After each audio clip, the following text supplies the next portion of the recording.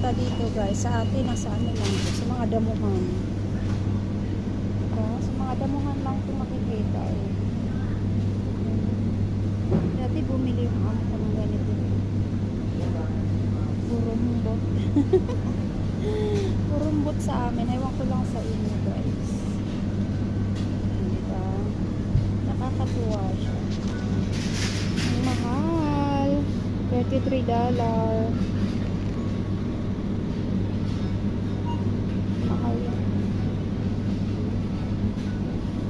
Mahal. $33. Ito naman $30.80.